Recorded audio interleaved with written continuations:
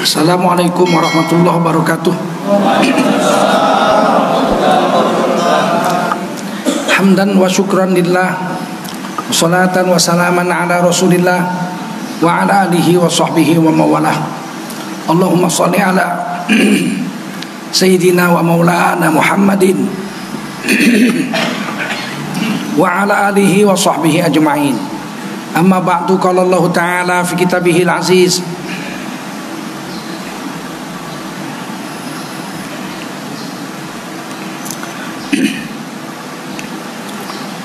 A'udzu billahi minasy syaithanir rajim. Bismillahirrahmanirrahim. Wa huwallazi ja'alakum khalaifal ardi wa rafa'a ba'dakum fawqa ba'din darajat ورفع بعضكم فوق بعض درجات ليبلوكم فيما آتاكم إن ربك سريع العقاب وإنه لغفور رحيم. قال رسول الله صلى الله عليه وسلم: Man kharaja fi talabil ilmi fahuwa fi sabilillahi hatta yarji. Baginda Rasul bersabda, siapa keluar dari rumah, siapa keluar untuk mendapatkan ilmu, orang itu adalah orang yang berjihad fi sabilillah sampai dia kembali ke tempatnya. Mudah-mudahan kita semua mendapatkan pahala jihad dari Allah Subhanahu wa taala. Amin. Shadaqallahul azim wa sadaqa rasuluhun nabiyul karim wa nahnu ala dzalika minasyahidin wasyakirin walhamdulillahi rabbil alamin.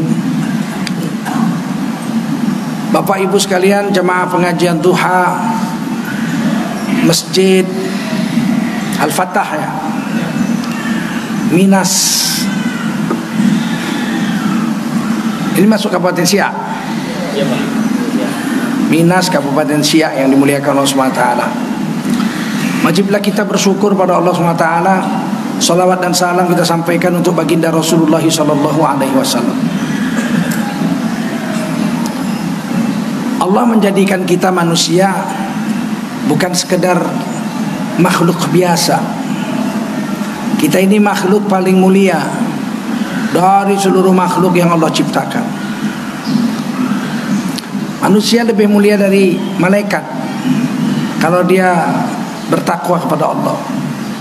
Tapi dia bisa lebih hina dari binatang apabila dia becat dan melawan aturan Allah. Ulaika kal an'am bal hum adall. Mereka itu orang yang kafir, tidak mau dengar aturan Allah, nggak mau taat sama Allah, sama Rasul. Mereka itu seperti binatang, bahkan lebih jelek dari binatang. Sebab dia diberi akal, diberi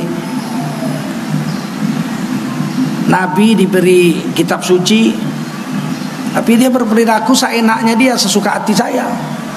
Gak ada yang ngatur-ngatur, saya gak usah diatur, ini hak saya sepenuhnya. Lebih parah dari binatang. Binatang masih taat aturan Allah.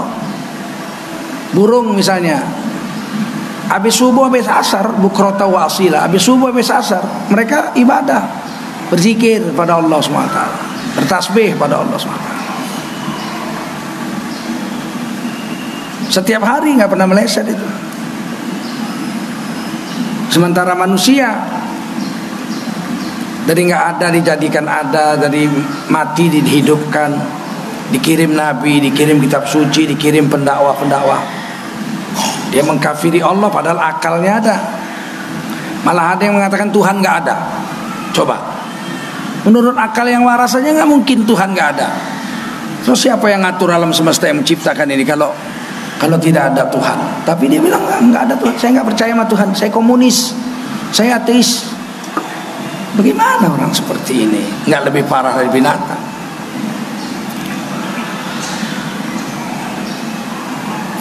Waktu saya SMA, tamat SMA, menjelang kuliah, saya libur ke Jawa, naik kapal Kambuna, kapal baru dibeli Pak Harto, waktu itu baru dibeli pemerintah. Kaptennya orang Jermannya masih ikut di situ. Saya naik kapal. Habis sholat zuhur, saya turun dari musola lantai 7 mau turun ke lantai 4.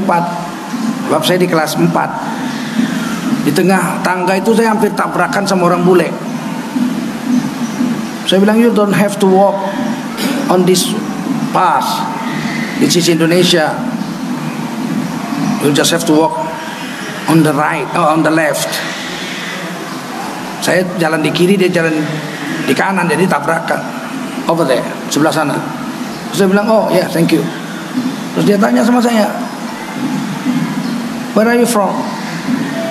Masjid. Saya bilang, mosque, upstairs. Are you Muslim? Yes. Saya pakai peci bawa Quran. Quran dulu nggak ada yang kecil. Quran dulu setengah folio merah dari Mekah dikasih kawan saya, cantik sekali kaligrafinya seperti itu. Yes, I do believe in God. Are you Muslim? Yes. Do you believe in God? Yes, I do believe in God. Saya Islam, saya percaya sama Tuhan 100%. Dia bilang, I am Christian but I don't believe in God. Saya Kristen tapi nggak percaya Tuhan. Saya bilang, bodohlah kau. Untuk apa kau jadi orang Kristen? Oh, Kristen itu cuma untuk budaya saja. Kumpul-kumpul, tahun baru kami kumpul keluarga-keluarga. Ya dengan alasan itu aja kami Kristen. Oh, ya udah kalau gitu. Saya bilang, saya percaya sama Tuhan. Dipegangnya tangan saya. Saya mau buktikan sama kau bahwa Tuhan nggak ada. I want to prove that there is no God at all. Saya bilang, oke. Pinggir, nyender. Saya SMP udah bagus bahasa Inggris. Mau usah ragu kalian. SMP sudah jago saya bahasa Inggris. Gak perlu pakai teks. It is time to pre-up gitu, nggak ada sama saya itu. Nggak laku itu. Kami debat hampir 2 jam. Asar sudah dijamak. Di Kambuna nggak ada azan asar. Jadi debat. Dia membuktikan tidak ada Tuhan, saya membuktikan ada Tuhan. Berdebat. Asal saya buktikan ada Tuhan, dia bilang nggak ada. Ya tapi dia selalu kalah sih. Terakhir saya bilang, udahlah capek aku, udah 2 jam. Berdiri lagi. Katanya dunia ini jadi sendiri, laut ini jadi sendiri, langit jadi sendiri, nggak ada yang menciptakan. Saya bilang, there is one invisible hand behind the universe. Ada tangan yang nggak kelihatan, yaitu Allah, God Almighty, yang menciptakan dan mengatur alam semesta. Kami menyebutnya Rabbul Alamin. Terakhir saya bilang, udah lagi aja. Kamu ada korek api nggak? Dia ada korek api, dia perokok. Korek api. Saya nggak merokok, dari kecil saya nggak merokok. Korek api yang gitu. You have any matches? Yes, kasih. Kebetulan nih. Saya bilang, ini tahu kau? Ini asalnya dari pohon besar. Saya waktu sebelum naik kapalnya ada pohon besar. Tiba-tiba pohon itu tumbang sendiri.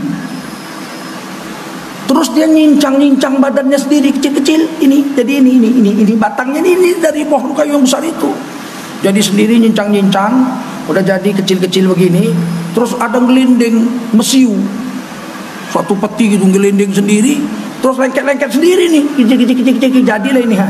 Terus sebagian jadi kotaknya, terus ada yang jadi kertas. Terus tulis gini, korek api 55. Nah ini. Ini yang saya lihat tadi sebelum naik.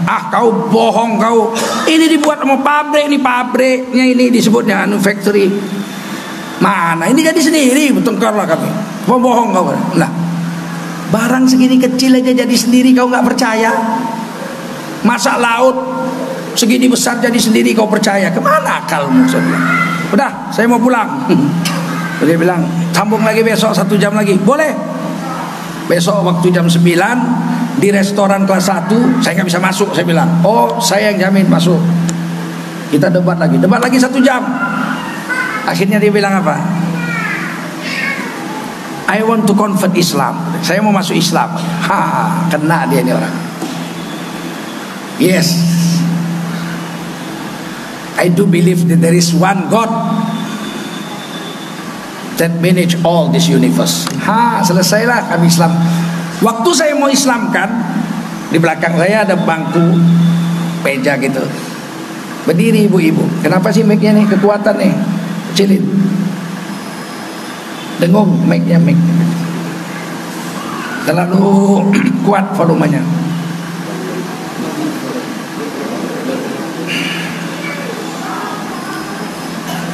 Berdiri satu perempuan, dia bilang, nak, jangan diislamkan dulu sekarang, nanti aja maghrib. Waktu sholat maghrib di atas di masjid penuh orang, penuh sekali orang masjid. Sholat nanti kita islamkan dia setelah sholat maghrib. Saya bilang nggak bisa. Kalau dia mati nih, habis ini mati, saya berdosa besar. Dia harus saya islamkan sekarang. Akhirnya saya islamkan. Nanti maghrib diulangi lagi nggak apa-apa. Depan orang banyak nggak apa-apa untuk syiar. Tapi dia sekarang saya islamkan. Islam. Rupanya itu perempuan Profesor Dr. Hajah Maryam Darus, PR1 Universitas Sumatera Utara, pembantu rektor 1. Sama suaminya. Dia bilang, nak, kau sarjana dari mana? Saya bilang, saya masih SMA, Bu. Kalau gitu masuk USU aja, dijamin lulus. Saya bilang, iya saya masuk USU, tapi testing proyek perintis 1. Dan akhirnya saya lulus. 4 tahun kemudian saya tamat dan jadi dosen. Apa yang saya ingin beritahu, bahwa sesungguhnya ada orang yang gak percaya Tuhan padahal ada akal. Ternyata akalnya bulus, di debat 3 jam kalah dia. Dan dia adalah seorang profesor, doktor, ahli bahasa, linguistik, dosen. Dari situlah saya pulang dari Jawa, saya testing. Di USU saya memilih jurusan linguistik. Waktu itu baru tahun ketiga di USU. Dan saya lulus dengan lulusan terbaik dan saya jadi dosen. 30 tahun saya jadi dosen. Sekarang saya sudah pensiun. Sudah capek lah 30 tahun. Jadi sekarang ini aneh juga, saya dicurigai Ustadz rasis katanya, Ustadz radikal, anti NKRI. Bondolmu, 30 tahun saya pegawai negeri tahu, dengan gaji 4.200.000. Supir saya aja gajinya 5.400.000. Supir saya nggak sekolah dia. Apa yang saya ingin beritahu, bahwa ternyata manusia yang punya akal yang sehat itu belum tentu percaya kepada Allah. Yahdi may yasha. Allah beri petunjuk pada siapa Allah mau. Paman Nabi yang mengasuh Nabi, Abu Thalib, sejak Nabi umur 8 tahun diasuh oleh beliau. Sampai wafat gak mau mengucap la ilaha illallah. Dia memilih kafir. Meskipun orang Syiah marah sekali dibilang kafir. Syiah bilang Abu Thalib itu Islam. Kalau Islam tentu kuburannya dijaga sama Nabi. Gak ada kuburan Abu Thalib, mana kuburan? Kuburan Ibunda Khadijah dijaga. Kuburan ibu Nabi dijaga di Abwa. Nah, percaya kepada Allah ini disebut iman. Sahnya orang masuk Islam itu dengan mengucap la ilaha illallah Muhammadur Rasulullah. Syahadat ya, asyhadu an la ilaha illallah wa asyhadu anna Muhammadar Rasulullah. Kalau dia udah ucapkan itu dengan lidahnya dan diakui dengan hatinya, sahlah dia orang beriman. Sah sebagai orang beriman. Habis ngucap di masjid, keluar dari masjid ditabrak mobil, mati. Berlaku syariat Islam atas dirinya. Wajib dia dimandikan, dikapankan, disolatkan dan dikuburkan di kuburan orang Islam. Kenapa? Karena sah. Imannya itu sah. Walaupun dia belum beramal apa-apa, sholat belum, puasa belum, apa-apa belum, baru ngucap aja. Tapi katanya iman itu diucapkan dengan lidah, dibenarkan dengan hati, dilakukan dengan anggota tubuh. Iya, kata Imam Syafi'i, walau baru ngucap mati dia berhak dianggap sebagai orang Islam yang sah, karena lidahnya itu sudah bekerja. Asyhadu alla ilaha illallah, itu udah kerja badan itu, betul nggak? Sudah kerja tubuh, sah imannya.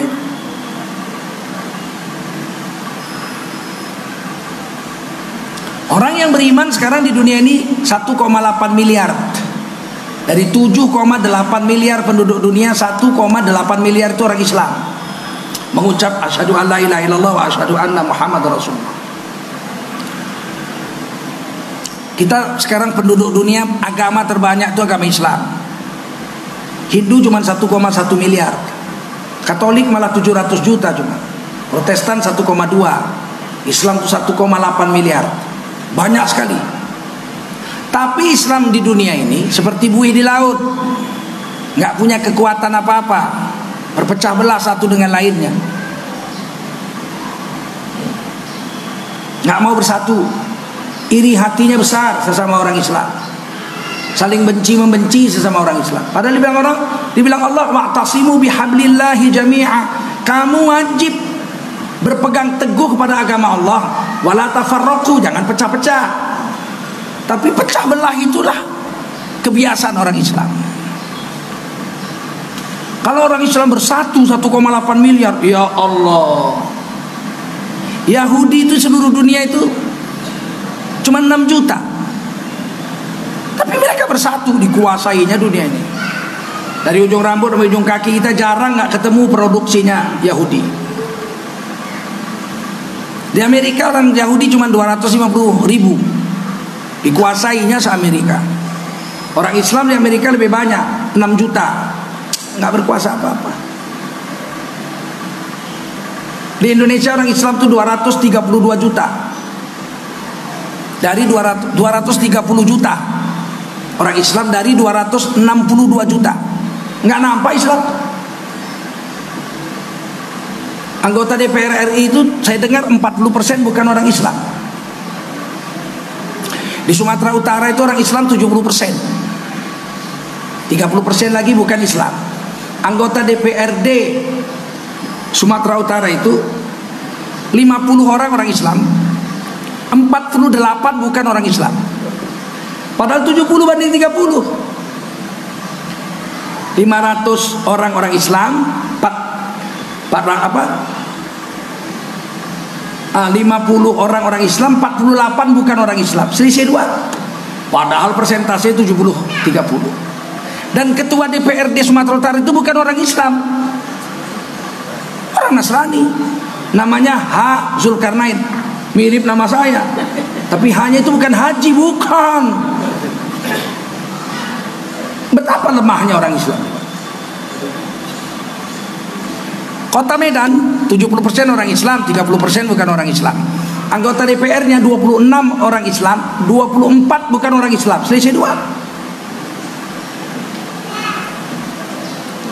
Dan orang Islam yang duduk itu tidak berpikiran Islam.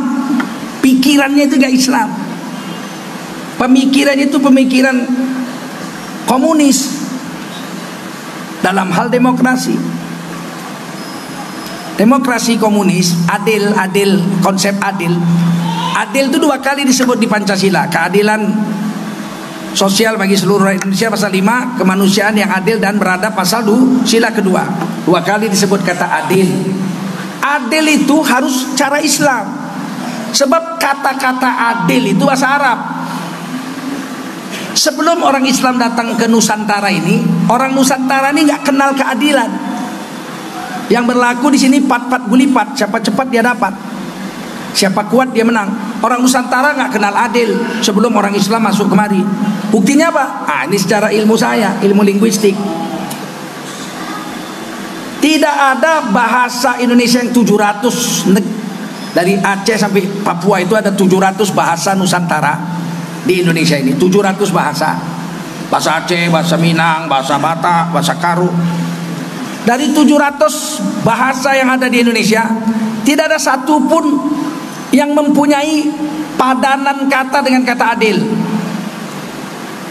Nggak ada.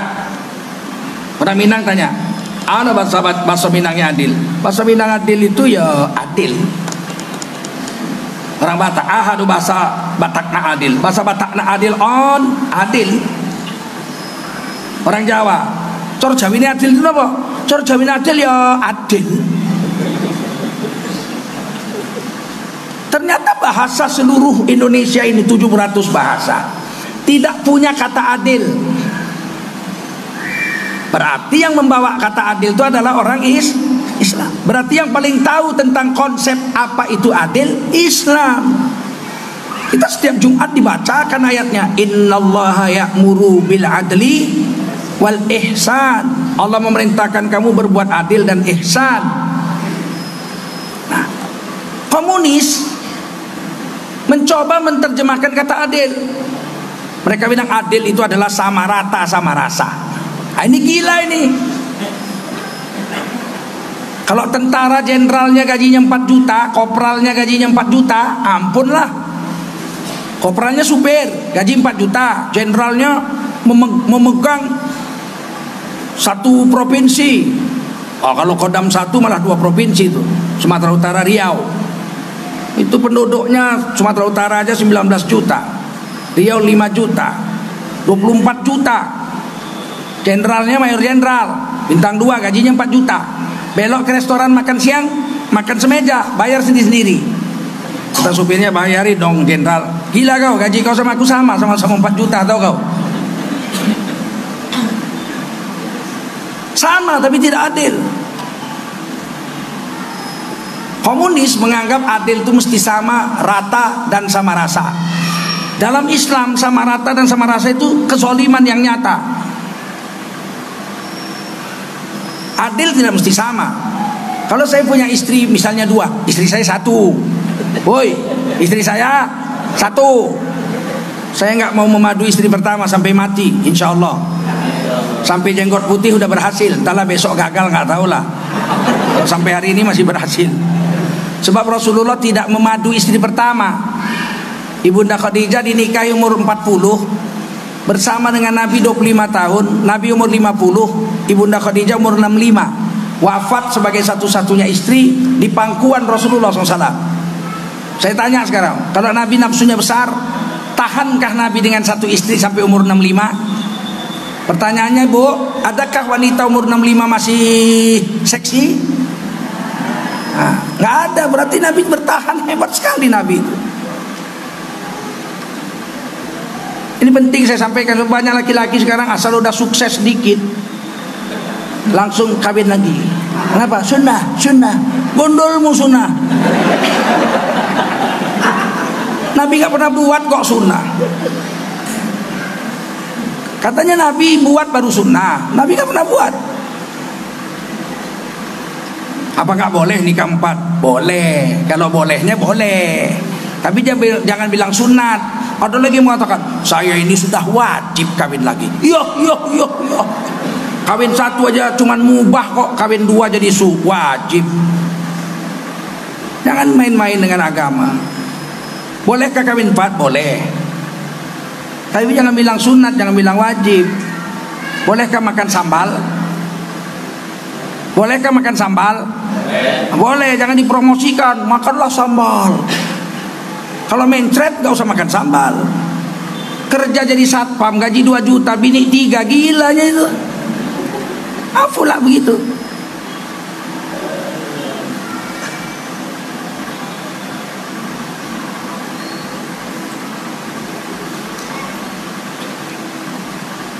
Adil itu, misalkan saya punya istri 2, misal.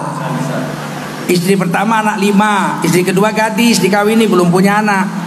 Belanja sebulan, istri pertama saya kasih 5 juta, istri kedua saya kasih 5 juta. Sama nggak? Sama. Adil apa nggak? Tidak, adil itu nggak mesti sama. Istri pertama punya anak 5. Kalau saya pulang ke rumahnya, saya gendong-gendong anaknya, udah bahagia kali dia. Saya elus-elus rambutnya, udah bahagia. Itulah yang saya buat. Datang, elus-elus rambutnya, saya peluk, saya kecup keningnya, saya gendong-gendong anaknya, dia senang. Istri kedua gadis, badannya kurus ramping. Kalau nggak digendong nggak senang dia. Ku gendonglah dia. Istri kedua mau digendong, beratnya 90. Memang tidak sama. Istri pertama 90 beratnya, nggak saya gendong, elus-elus saja rambutnya, udah senang. Kalau istri kedua masih gadis, minta digendong, minta ditimang-timang, dia tangding tuh jatuh ke lantai, dia ditengoki aja jatuh. Supir saya yang menyelamatkannya. Ini suami geblek. Tidak mesti sama adil itu. Dalam Islam adil itu proporsional. Yang banyak dapat banyak, yang sedikit dapat sedikit. Itu adil dalam Islam. Kalau istri saya istri pertama anak 5, saya kasih belanja 5 juta. Istri kedua nggak punya anak, saya kasih belanja 1 juta. Sesuai keperluan dong. Yang banyak dapat banyak, yang sedikit dapat sedikit. 3 anak saya sekolah, yang besar kuliah di kedokteran, naik sepeda motor, berangkat pagi pulang malam. Yang nomor 2 SMA, pulang jam 4 sore. Yang paling kecil masih taman kanak-kanak, jemput antar. Sekolahnya dijemput, pulang dijemput, makan pagi di rumah, makan siang di rumah. Anak TK-nya saya kasih jajan 5.000. Anak SMA-nya saya kasih jajan 5.000 juga. Yang kuliah kasih jajan 5.000 juga. Sama kan? Adil? Enggak. Yang kuliah bilang, "Pak, 5.000 itu cuma beli bensin, Pak. Makan siang gimana?"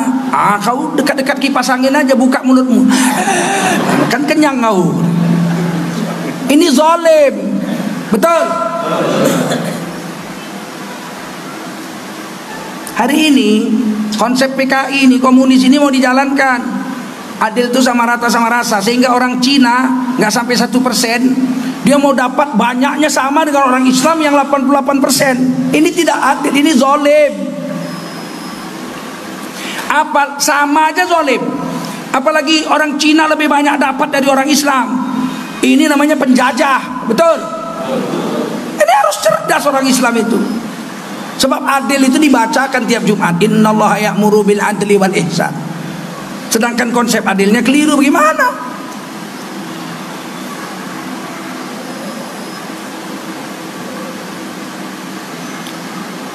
Jadi adil itu yang banyak dikasih banyak, yang sedikit dikasih sedikit. Kalau adil sama rata sama rasa, saya mau kasih contoh.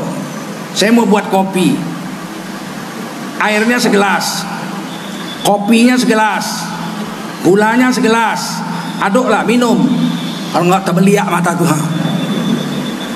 mati bisa. Itu adil PKI itu. Kalau adil Islam, airnya segelas, kopinya sesendok, gulanya sesendok setengah, aduk rata, minum. Jelas lebih enak. Paham? Ngerti? Hari ini orang Islam nggak bersatu.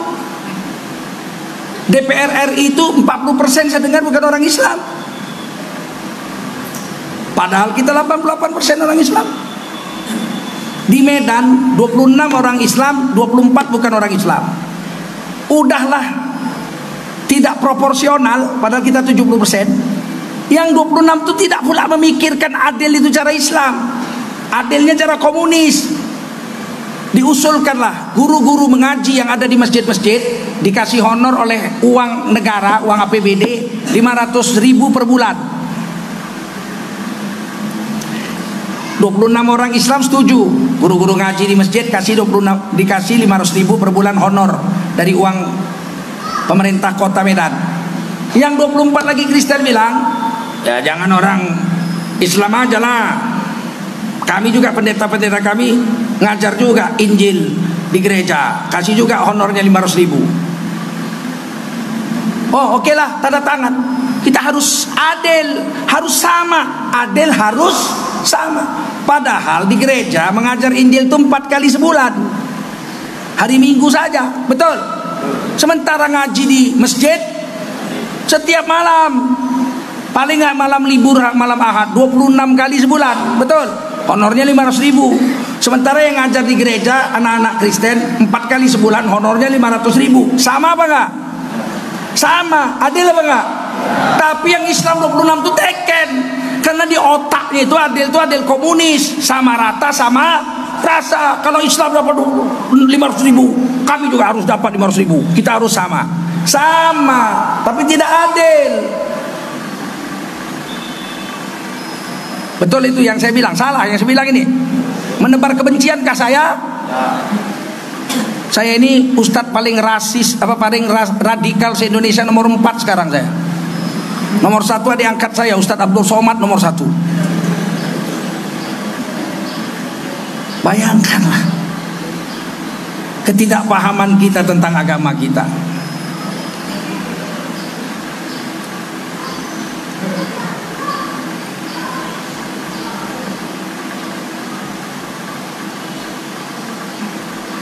Ada yang melawan saya, mengatakan tidak ada itu adil, itu ada di Indonesia. Mana? Kata-katanya aja nggak ada. Menurut ilmu linguistik, kalau kata-katanya nggak ada, bendanya nggak ada.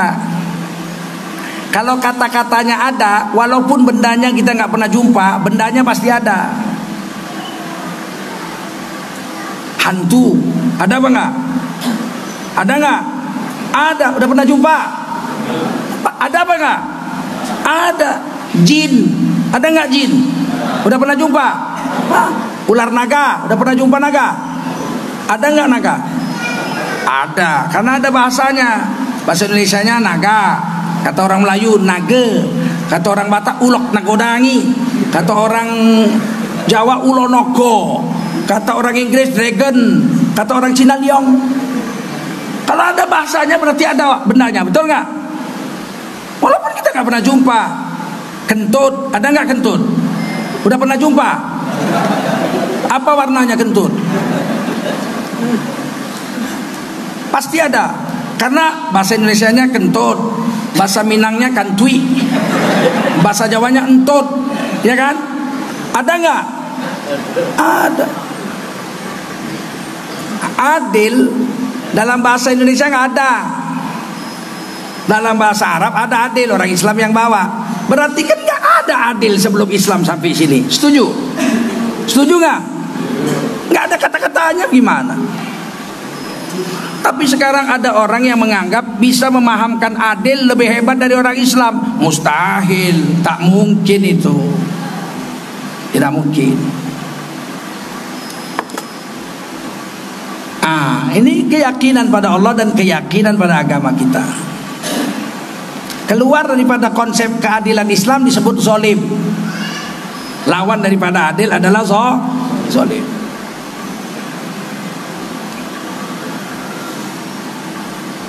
Negara Indonesia ini negara kesepakatan, Darul Ahdi wa Syahadah, bahasa Arabnya, kampung yang dibentuk dengan perjanjian dan kesepakatan. Seluruh tokoh-tokoh Indonesia waktu itu sepakat kita membuat negara namanya Negara Kesatuan Republik Indonesia, NKRI. Ada orang Islam, banyak orang Islam. Dari PPKI, Panitia Persiapan Kemerdekaan Indonesia, itu 9 orang. Hampir semua Islam. Yang gak Islam Dr. Maramis. Yang lainnya Bung Karno, Bung Hatta, Ki Bagus Hadikusumo, Wahid Hasyim Asy'ari. Itu Islam semua. Mau dibuat Indonesia ini apa namanya? Negara Kesatuan Republik Indonesia. Kesepakatannya apa? Kesepakatannya falsafah negaranya Pancasila, undang-undang dasarnya Undang-Undang Dasar 1945. Tapi sementara nanti setelah pemilu, konstituante MPR waktu itu akan bersidang membuat undang-undang dasar yang baru. Begitu ceritanya itu. Sayangnya pemilu baru dibuat setelah 10 tahun merdeka. Tahun 1955 nggak ada uang, negara bangkrut, baru merdeka. Tahun 1955 lah dibuat pemilu pertama. Pemenangnya PNI-nya Bung Karno, Partai Nasionalis Indonesia Bung Karno, itu dapat 58 kursi. Yang kedua Masumi, Majelis Syuro Indonesia, Partai Islam, ketuanya Muhammad Nasir, didirikan oleh Yai Hasyim Asy'ari, pendiri NU, kakeknya Gus Dur, 58 kursi. Kemudian yang ketiga Partai Nahdlatul Ulama, Partai NU partai. Sampai tahun 73 NU masih partai. Kemudian difusi menjadi Partai P3, NU, Masumi, Perti, di situ jadi satu. Kemudian yang keempat PKI, 28 kursi, beda 2 kursi dengan NU. Bersidanglah mereka selama 4 tahun mau membuat undang-undang dasar, gak berhasil. Sebab diajukan oleh Masumi Undang-Undang Dasar Negara Islam Indonesia, diveto sama PKI, kerjasama sama PNI. Nanti PNI mengajukan undang dasar, diveto sama Masumi, kerjasama dengan NU. Begitu-begitu terus. Nggak berhasil membuat undang-undang dasar yang baru, menggantikan undang dasar 45. Tinggal setahun lagi, masanya 1960 habis, bikin pemilu baru. Bung Karno membubarkan konstituante. Hebat Bung Karno, bisa MPR dibubarkannya. Padahal Undang-Undang Dasar Pancasila 45 pasal 2 ayat 1 kedaulatan berada di tangan rakyat, dilaksanakan sepenuhnya oleh MPR. MPR dibubarkan. Kata Bung Karno, kembali ke Undang-Undang Dasar 45. Dekret Soekarno 5 Juli 1959. Kembali ke Undang-Undang Dasar 45. Tahun 1960 Bung Karno membuat kebijaksanaan politik namanya Nasakom, nasionalis ditambah agama ditambah dengan komunis, Nasakom. Nasionalisnya PNI, komunisnya PKI, agamanya NU. NU mau gabung dengan PKI dengan PNI, Nasakom. Masumi menolak. Masumi dibubarkan oleh Bung Karno tahun 1960. PKI, pendiri PKI keluar dari PKI, dilihat PKI udah gak beres. Pendiri PKI orang Payakumbuh, Tan Malaka, keluar dari PKI, bikin partai baru namanya Partai Murba, Partai Musyawarah Rakyat Banyak. Didirikan oleh Tan Malaka, keluar dari PKI, ditambah dengan Adam Malik, belakangan jadi wakil presiden, ditambah dengan Khairul Soleh yang menculik Bung Karno untuk membuat teks proklamasi, dibawa ke Rengas Dengklok dan memaksa Bung Karno memerdekakan Indonesia. Khairul Soleh, 3 orang ini mendirikan Partai Musyawarah Rakyat Banyak, keluar dari PKI. Tahun 60 dibekukan oleh Bung Karno. Tahun 64 Partai Murba dibubarkan oleh Bung Karno. 65 PKI memberontak, tidak dibubarkan oleh Bung Karno. Dibasmi sama Pak Harto habis, dengan Sarwedi, dengan HR Darsono, Komandan Siliwangi, habis PKI. Bung Karno nggak mau membubarkan. Pak Harto kita tanya, apakah Bung Karno PKI? Kata Pak Harto enggak. Bung Karno asli nasionalis. Kenapa dia nggak mau membubarkan PKI? Karena malu. Karena sudah pidato di PBB, PKI di mana komunis di mana-mana berperang sama kapitalis. Agama di mana-mana berperang sama komunis. Tapi di meja makan saya, Bung Karno, nasionalis, agama, komunis akur duduk semeja, Nasakom. Membubarkannya malu. Sampai tahun 66 bulan Oktober, jadi setahun setelah pemberontakan 1 Oktober 1965 Partai PKI nggak dibubarkan oleh Bung Karno. Barulah setelah sidang musyawarah daripada MPRS, Majelis Permusyawaratan Sementara di bawah pimpinan Jenderal Abdul Haris Nasution, disitulah komunis dibubarkan. TAP MPRS nomor 25 tahun 1966, PKI, komunisme, Leninisme dan ateisme, 4-empatnya serta segala simbol-simbolnya dilarang di Indonesia. Sampai sekarang belum dicabut.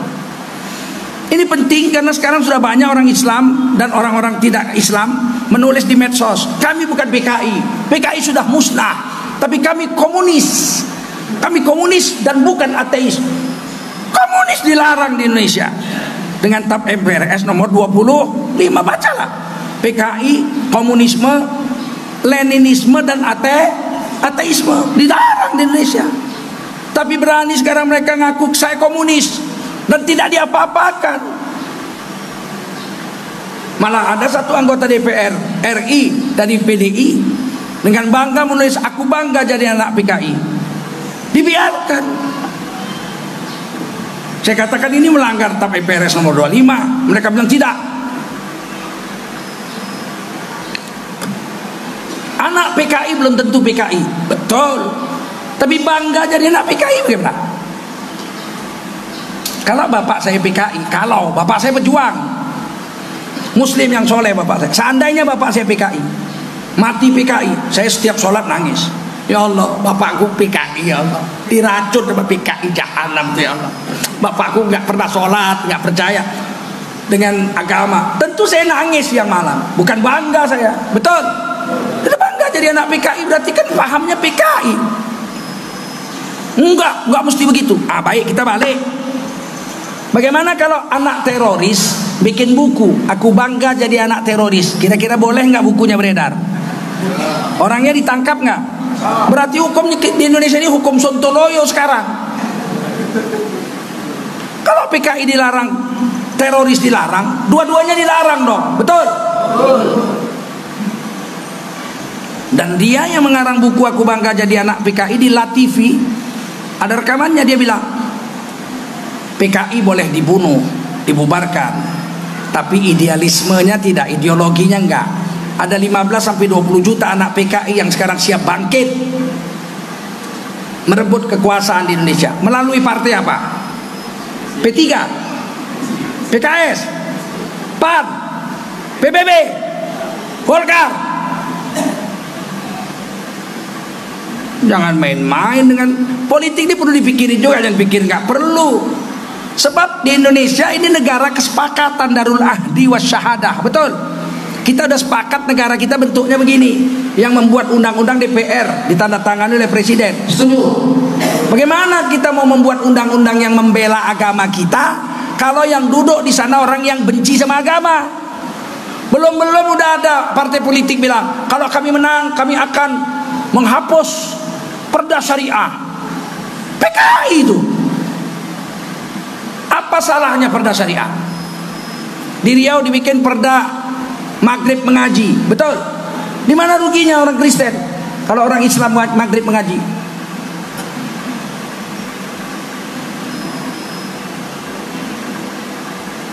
Di Bali dibikin Perda Syariah Hindu. Mereka 85% di sana. Di Indonesia nggak sampai 1% orang Hindu. Mereka buat Perda Syariah. Hari raya yang nyepi, tidak boleh ada api di Bali. Mati semua api. Listrik dimatikan. PLN mati. Mikrofon nggak boleh hidup. Orang mau sholat Jumat, kalau jatuh Jumat nggak boleh azan pakai mic. Ke masjid nggak boleh naik sepeda motor, nggak boleh naik mobil, jalan kaki. Yang hebatnya Airport Internasional Gusti Ngurah Rai ditutup 24 jam. Di India saja 1 miliar orang Hindu gak pernah nutup airport. Di Bali tutup setiap tahun. Kenapa boleh? Karena negara menjamin tiap-tiap warga negara untuk memeluk agama garis miring kepercayaan dan menjalankan agama garis miring kepercayaannya masing-masing. Pasal 29 ayat 2. Kita katakan lakum dinukum waliyad, jalan Perda Syariah itu, Syariah Hindu. Tiba-tiba Syariah Islam dibilang pemecah belah. Ini bukan negara Islam, Bung. Memang. Tapi ini bukan negara setan juga. Ada undang-undang yang menjamin orang Islam menjalankan agamanya 100%. Betul? Undang-undang pasal 29 ayat 2 yang menjamin orang Hindu menjalankan agamanya 100%. Menjamin orang Buddha untuk menjalankan agamanya 100%. Nggak boleh dihalangi. Nah, ini sekarang kok ada upaya menghalangi. Ada satu partai politik mereka, kami menolak poligami. Poligami itu ajaran Islam, betul? Saya istri saya satu, gak usah ragu kalian. Tapi saya nggak boleh menolak poligami. Tidak melakukan poligami tidak berdosa, kan nggak wajib. Tapi menolak poligami itu bisa murtad dari Islam, tahu? Sebab itu syariat Islam. Fankihu ma tobalakum minan nisa'i masna wa thulatha wa ruba. Boleh kawin 2, 3, 4 perempuan. Fa in khiftum alla ta'dilu. Tapi kalau takut kamu tidak mampu adil, fa wahidah, satu lebih baik. Tiba-tiba kawin 4 ditolak. Ini menolak agama namanya, betul? Tidak boleh ada poligami. Kalau nggak ada poligami, Ibu Megawati nggak lahir. Kan Ibu Megawati kan lahir dari istri ketiga. Bagaimana inti? Dengkul dipakai berpikir, akal dipakai berpikir, tahu? Saya tidak mau dimadu. Ditulis kawan di bawahnya, tapi mau dibayar. Ada upaya menggusur Islam dari panggung negara Republik Indonesia sudah lama dilakukan.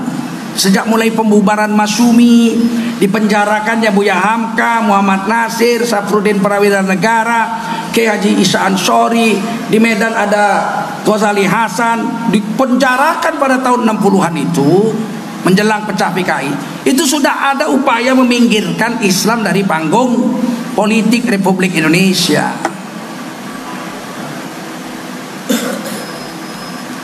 Paham sampai sini? Salahkah kita mau merebut DPR RI dengan pemerintahan? Salah nggak? Ketika Anies jadi gubernur, berubah total Jakarta. Waktu Ahok, ampun, tiap hari aja dia ribut. Ditulisnya surat, nggak boleh ngaji di kantor kelurahan, nggak boleh ngaji di kantor kecamatan. Udah, padahal kita paling banyak 88%, ya kan? Dilarang ngaji di Monas, coba tuh. Kebaktian nyanyi-nyanyi boleh di Monas, joget Oma Irama di Monas boleh. Joget di Monas boleh, ke kanan, ke kanan, ke kanan dan ke kanan, agak kiri, boleh. Makan sayur kol pakai daging anjing, boleh. Ngaji nggak boleh. Ditulisnya lagi surat, gubernur waktu Ahok gubernur, dilarang takbir keliling. Zaman Belanda aja boleh takbir keliling. Belanda nggak berani ngelarang, pakai obor, Allahu Akbar takbir keliling. Penjajah Belanda nggak berani melarang, Ahok berani. Lebih parah di Belanda ini. Diperintahkannya Kapolda untuk mencegat orang-orang yang takbir keliling. Saya nggak setuju takbir keliling juga, nggak setuju juga saya. Lebih baik takbir di masjid. Takbir keliling tuh banyak nggak bagusnya, bikin macet lah, laki-laki perempuan satu truk, ya kan? Kadang-kadang sambil takbir dipeluknya ceweknya, Allahu Akbar, Allahu Akbar, Allah. Saya pun tak setuju, tapi jangan dilarang, betul? Jangan dilarang. Diarahkan aja, truk laki-laki sama laki-laki, truk perempuan sama perempuan. Jangan dilarang. Dilarangnya, terakhir dilarang yang motong korban di masjid. Di sekolah nggak boleh motong korban. Padahal itu kan mendidik anak-anak supaya ngerti agama lah, ada gairah, kumpul duit 10.000, 20.000 satu sekolah motong satu kambing. Walaupun secara agama nggak sah, mana ada korban satu sekolah satu kambing. Ya tapi kalau untuk gairahnya, giroh Islamnya boleh, namanya mendidik, betul nggak? Dan memadai juga dalam syariah, mencukupi karena nggak ada yang mampu. Anak SD, anak kita yang kecil puasa, betul nggak? Puasa dia jam 1 dia nangis, lapar mak. Ya nanti habis sholat zuhur boleh buka ya nak. Disuapinya anaknya. Abangnya protes, puasa itu bukanya maghrib, mana ada jam 1 buka. Adik kalau puasa bukanya jam 1 bang. Kalau abang bukanya percuma. Kita larang. Daripada puasa setengah hari nggak ada manfaat, begitu. Namanya pendidikan, betul nggak? Dibikinnya SK, nggak boleh motong di sekolah, nggak boleh motong kambing korban di masjid. Saya bilang datang ke masjid saya, ditulis di Republika di mana-mana, datang ke masjid saya terkujur kanan, datang Ahok, larang. Kalau berani, RW saya nanya, kalau dia datang dia apain Ustaz? Ku iris kupingnya. Masuk penjara lah Ustaz, paling 6 bulan. Kalau bacok lehernya 10 tahun, lama kali ya nggak? Nggak berani dia datang, kita tetap motong di masjid. Nah begitu Anies menang, nggak ada lagi ribut-ributnya nggak. Di Monas bisa ngaji, rusak, nggak ada rusak. Rumput nggak dipijak kok. Sampah diangkat kemarin aja di Gelora Bung Karno, berapa ratus ribu orang itu. Begitu bubar nggak ada sepotong sampah pun nggak ada. Orang Islam itu diajari sama Nabi, an-nazafatu minal iman, bersih itu sebagian dari iman. Lebih parah yang joget-joget itu, penuh puntung rokok segala macam, betul? Jadi begitu jadi orang Islam yang soleh, aman. Reklamasi dibatalkan, tempat pelacuran Alexis ditutup. Udah 5 atau 4 sekarang di rumah pelacuran besar, barbar tempat mabuk-mabuk ditutup sama Anies. Nggak perlu ribut-ribut, cukup satu tanda tangan katanya. Nggak perlu ribut, mulut nggak usah kerja, tangan aja, tutup. Sekarang rapi Jakarta. Sekarang saham bir, pemerintah DKI punya saham di bir Angker Bir, dijual sama Anies. Ketua DPRD Jakarta dari fraksi PDIP menolak, nggak setuju dijual. Alasannya apa? Alasannya menghasilkan uang 30 miliar, tapi bikin orang mabuk, betul? Sedangkan Jakarta tuh 90% lebih orang Islam. Akhirnya Anies ngadu sama rakyat, saya mau jual DPR, nggak mau, terserah rakyat. Ayo. Saya diwawancarai oleh radio. koran-koran. Dia bilang, ini kan untung Pak 30 miliar sebulan. Iya tapi mabuk. Melanggar pasal 29 ayat 1. Negara berdasarkan ketuhanan yang Maha Esa. Nggak boleh melawan agama di Indonesia. Ya jadi terus duitnya dia apain? Duitnya bisa bikin pabrik baja, bisa untung 100 miliar setahun. Pabrik baja cuma satu, Cilegon. Betul? Atau bikin pabrik susu. Susu semuanya impor 100%. Dari Nestle, dari Denmark, dari mana-mana. Bikin pabrik susu daripada pabrik bir. Ini kalau orang beriman paham, terus kita biarkan. Saya merasakan sebagai anggota MUI 21 tahun saya, 2 kali jadi wakil sekjen. Kita mengawal undang-undang yang menjaga agama Islam, payahnya bukan main.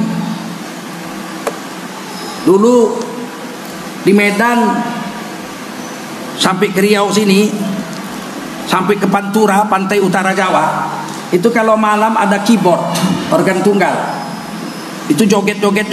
Kalau di Medan namanya keyboard Mak Lampir. Kalau jam 10 dibukanya bajunya, panas kan. Tinggal pakai baju dalam aja dia. Terakhir telanjang bulat. Di Asahan namanya Lastri. Lastri itu Lasmini namanya. Kita laporkan Kapolres, ditangkap sama Kapolres. Cuman Kapolresnya nggak punya hukum. Mana dasar hukumnya? Joget-joget telanjang mana ditangkap? Mana dasar hukumnya? Nggak ada. Bisa diperadilan itu polisi. Kan kasihan polisinya. Kita buatlah undang-undang draftnya, kerjasama sama pemerintah setuju, diajukan ke DPR. Draft undang-undang anti pornografi dan porno aksi masuk ke DPR.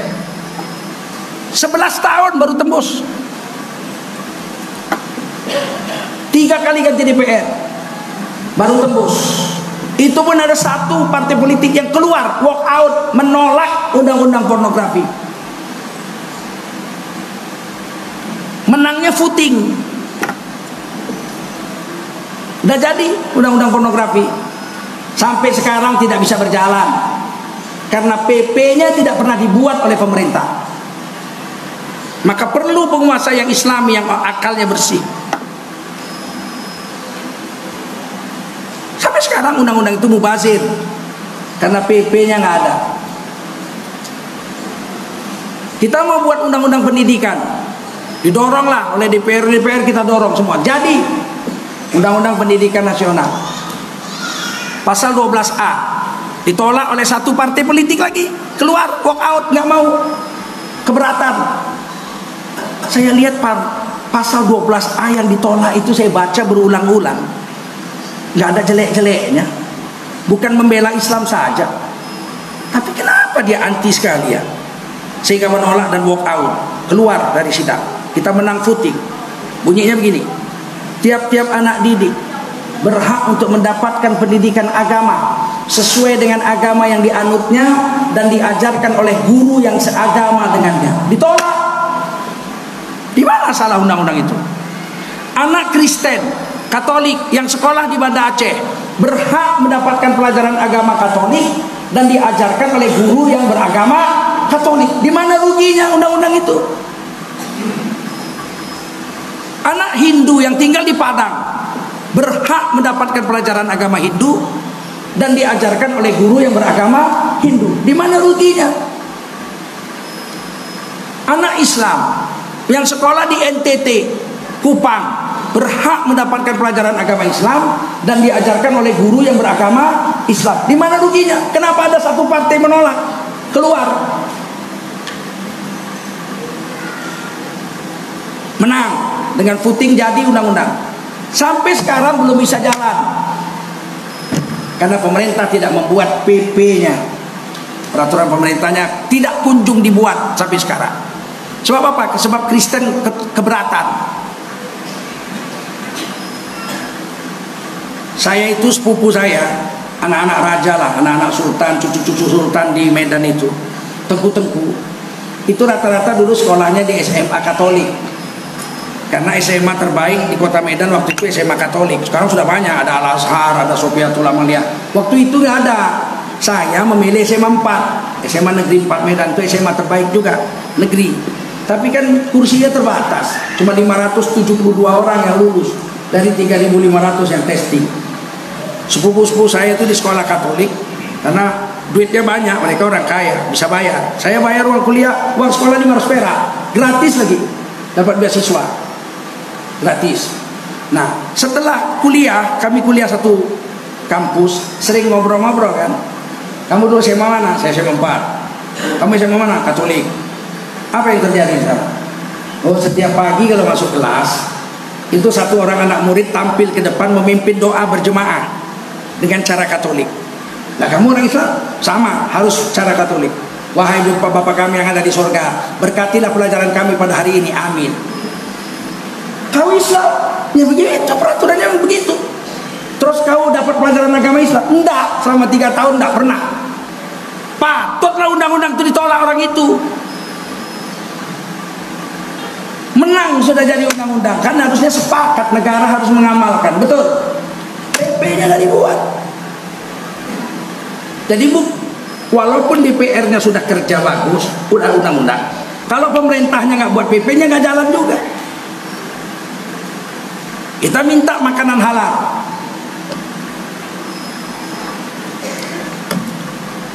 Makanan, minuman, kosmetik dan obat-obatan yang ada di Indonesia wajib halal. Karena kita 230 juta orang Islam. Kalau nggak halal di label, ya kan? Tidak halal. Mereka minta yang di label itu yang tidak halal. Babi goreng tidak halal. Babi goreng nggak usah kau label, udah tahu yang kami nggak halal itu. Yang perlu di label itu yang halal, betul nggak? Ini air minum halal, tidak mengandung babi, tidak mengandung alkohol. Tahu Bapak berapa lama perjuangan menggolkan undang-undang? 14 tahun. Hampir 4 kali ganti DPR MPR. Tahun 2014 lolos. Jadilah undang-undang jaminan produk halal. Itu sebelum lolos itu setahun itu bertengkar hebat. Menteri Kesehatan ngomong di koran, obat-obatan itu 80% haram. Kalau diwajibkan halal, berapa ruginya perusahaan farmasi? Saya bilang, hei Menteri, Anda itu Menteri Republik Indonesia, bukan corong pabrik obat. Kalau negara membuat undang-undang wajib halal, ya pabrik obat harus ikut, betul nggak? Pabrik obat bilang, tidak mampu kami tahun 2014, kami minta tahun 2019 baru bisa halal. Oke? Kalau memang begitu, darurat. Ternyata 2014 sudah tembus itu undang-undang. Sampai sekarang sudah 5 tahun. Pemerintah nggak buat PP-nya juga. Sehingga 10 bulan yang lalu kurang lebih, Fiostin Dios ketangkap sama BP POM Kesehatan Republik Indonesia. Ternyata menyentuh babi. Itu Fiostin Dios itu suplemen. Dengan 2 kawannya lagi, mereknya yang lain lupa saya. 3 ketangkap oleh pemerintah di kesehatan kita, Kementerian Kesehatan, BP POM, mengandung babi. Diumumkan di koran, Fiostin Dios mengandung babi. 2 lagi Cianus mengandung babi. Tidak ditangkap, pabriknya nggak ditutup, tidak didenda, cuma diumumkan aja begitu. Kenapa?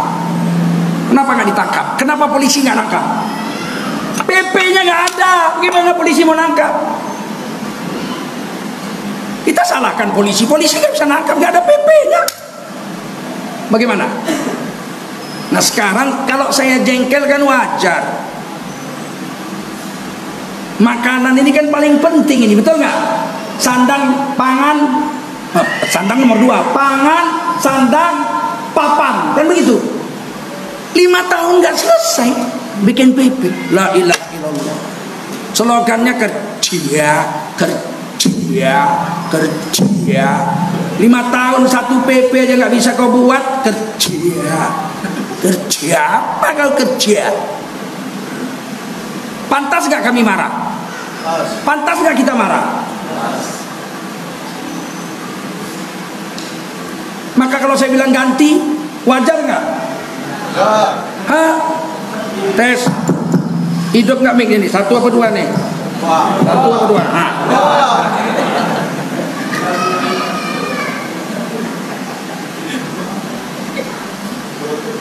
selama sejarah Indonesia merdeka, biasanya yang komitmennya keras sesuai dengan ucapan biasanya tentara, Pak. Pak Harto itu kalau Pak Harto udah bilang zaman Pak Harto nggak ada hari raya 2 hari, betul nggak? Zaman sekarang 5 hari lebaran. Padang duluan, Naksabandi duluan, yang rambut merah itu yang di Sulawesi besoknya, lusanya NU, lusanya lagi Muhammadiyah, lusanya lagi aliran sesat yang lain. Bisa hari raya 5 kali.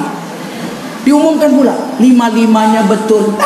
Mana ada 5-5-nya betul. Zaman Pak Harto nggak ada itu, Pak.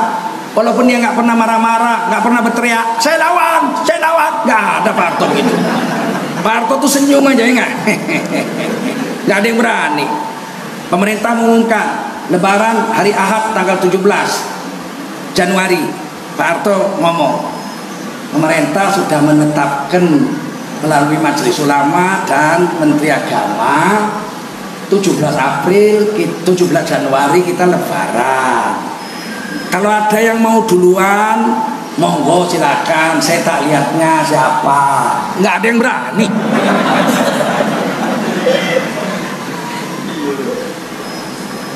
Itu wibawa seorang pemimpin, tentara yang begitu.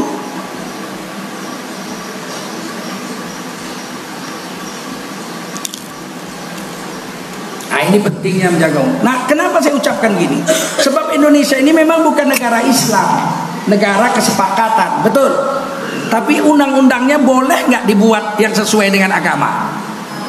Karena ada pasal 9 ayat 1, negara berdasarkan ketuhanan yang Maha Esa. Di Indonesia ini justru nggak boleh ada kebijaksanaan yang melawan agama, nggak boleh. Ada 6 agama. Tidak boleh ada kebijaksanaan yang melawan agama di Indonesia, melanggar pasal 29 ayat 1. Makanya di Indonesia nggak ada rumah pelacuran. Bu, ada nggak rumah pelacuran di Indonesia? Di Minas ada nggak? Tempat pelacuran ada nggak? Dengar aku, ada nggak? Di Indonesia ada nggak? Ada? Nggak mungkin. Bohong Anda. Sebab melawan pasal 9 ayat 1, negara berdasarkan ketuhanan yang Maha Esa. Nggak boleh ada tempat pelacuran karena 6 agama menolak pelacuran. Kalaupun ada, itu pasti liar, nggak resmi. Itu pasti kong kali kong antara pengusaha bejat dengan penguasa bejat yang masih mau makan uang lendir. Jual apem busuk 80 juta sekali jual, bayangin itu. Kalau resmi nggak mungkin. Belum pernah ada terjadi Bupati Siak mengumpulkan rakyatnya pegang pita dengan mengucapkan Bismillahirrahmanirrahim. Saya Bupati Siak meresmikan rumah pelacuran Al Barokah. Ada? Kenapa nggak ada? Kenapa nggak ada? Karena melanggar pasal 29 ayat. Maka saya bangga dengan Indonesia. Jangan dibilang saya radikal memberontak. Justru saya mau mempertahankan Indonesia sesuai dengan kesepakatan bahwa kita punya Undang-Undang Dasar 1945. Tidak boleh ada rumah judi di Indonesia karena melawan agama, pasal 9 ayat 1. Kenapa di Malaysia ada? Ada Genting Highland, tempat judi khusus. Di pintu masuknya ditulis orang Islam dilarang masuk, Muslims no entrance. Itu menurut akidah Ahlussunnah wal Jamaah. Kalau kita udah baca orang Islam dilarang masuk, kita paham artinya, ngerti. Terus kita masuk aja nekat, padahal kita Islam. Sampai dalam kita main judi, bukan berdosa hukumnya, murtad dari Islam hukumnya. Bukan berdosa. Kalau dia nggak tahu, nggak ada ditulis, dia main judi, berdosa. Tapi kalau dia tahu orang Islam dilarang masuk, dia main judi ke dalam, berarti kan Islamnya dia copot. Islam buang aja di luar, sampai dalam nggak Islam, murtad, dia wajib syahadat lagi. Jangan main-main. Kenapa di sana boleh? Karena di sana tidak ada Undang-Undang Dasar 1940. Kenapa di sini nggak boleh? Melanggar Undang-Undang Dasar. Tapi ada rumah judi, Pak, pasti liar. Pasti kong kali kong antara pengusaha bejat dengan penguasa bejat. Setuju? Terus tiba-tiba datang ibu-ibu mendemo, tutup rumah pelacuran ini, tutup. Datang FPI mendemo. Bapak-bapak membela ibu-ibu sama FPI atau membela orang yang membela rumah judi itu? Hah? Ditutup rumah judinya atau FPI-nya yang ditutup? Sekarang orang mau FPI-nya yang ditutup. Mereka katakan FPI itu ormas radikal. Radikal apa? Dia minta tutup rumah pelacuran, mengganggu ketentraman. Jadi kau mau tentram sama pelacur? Apa ini Indonesia ini?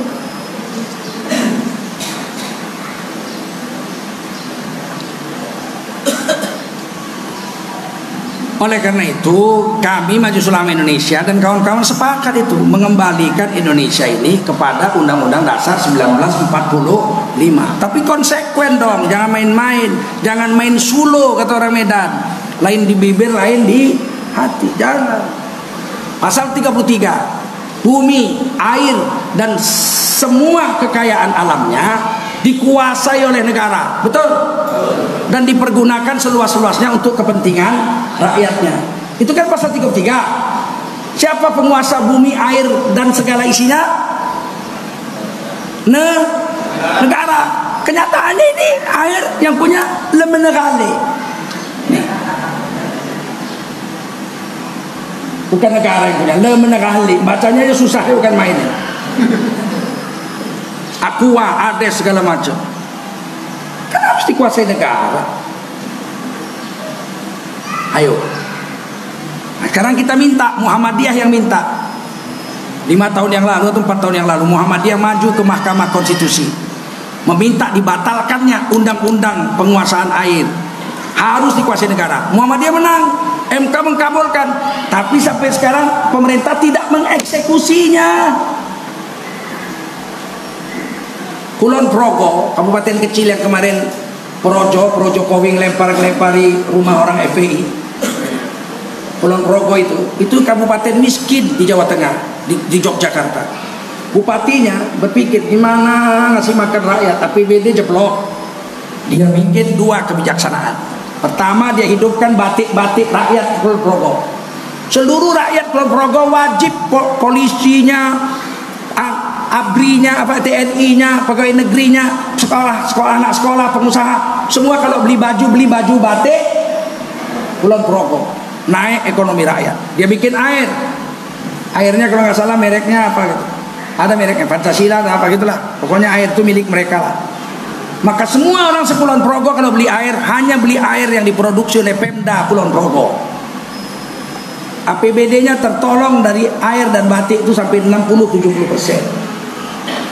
Coba kalau Indonesia menjalankan pasal 33, keluarkan uang negara dari 1.800 triliun, 10 triliun aja, 1 triliun Sumatera bikin air, Pancasila Sakti. Jawa 1 triliun bikin air, Pancasila Sakti milik negara. Kalimantan, Sulawesi, seluruh rakyat Indonesia wajib beli air hanya milik negara. Kira-kira kaya nggak? Nggak perlu utang sama Cina. Cina datang hanya orang mau kasih utang le, maaf le, kita orang-orang kaya le. Tapi ini tidak terjadi, betul nggak? Terus kita mengingatkan Muhammadiyah yang maju, mengingatkan kembali, kan sudah menang. Muhammadiyah sudah berhasil membatalkan undang-undang itu melalui MK. Kok sampai sekarang nggak dieksekusi?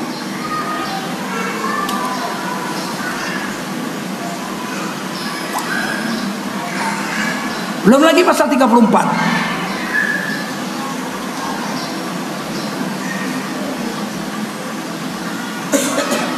Orang-orang miskin dan anak-anak terlantar dipelihara oleh negara.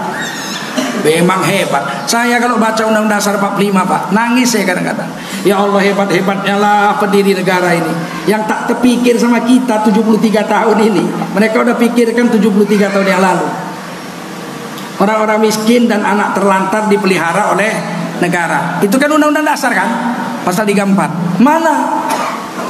Yang dibuat negara mana? Saya diingatkan Pak Samsuar itu. Pak Samsuar, pasal 34, anak-anak miskin dan anak-anak terlantar dan orang miskin ditanggung negara, dipelihara negara. Mana panti asuhan milik negara yang dibiayai pakai uang negara di Siak? Astagfirullah. Nanti jadi gubernur saya buat, saya tunggu. Saya nggak minta proyek dari ente. Mana panti asuhan orang-orang jompo dan anak-anak terlantar di Pekanbaru yang dibiayai negara? Ada milik Muhammadiyah, bukan milik negara itu bos. Milik NU, bukan milik negara. Saya mau mana? Rumah jompo untuk orang-orang miskin, panti asuhan anak-anak terlantar dibangun pakai uang APBD, digaji pegawainya pakai uang negara. Ada nggak? Berarti pasal 34 belum jalan. Sudah 73 tahun merdeka. Apa aja kerja kalian? DPR pun gak mikir sedikit pun. Yang dibangun taman, gambar ular kadut, tanda tangan.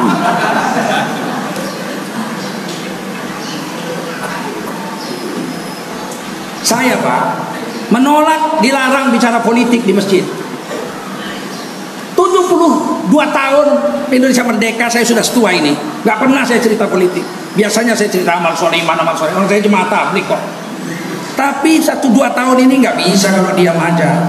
Sebab nggak ada yang mau mengingatkan. DPR pun diam aja, tanda tangan aja. Dibikin patung gambar ikan lele, biayanya 20 miliar. Bikin panti asuhan 20 miliar udah siap berapa biji? Betul? Dibikin kertapi MRT Palembang, biayanya ya Allah 40 triliun. Turun 10 triliun. 10 triliun banyaknya lah ya Allah. Aku lihat duit semiliar aja seumur hidup belum pernah. Beginilah kondangnya aku jadi ustaz. Apalagi klien.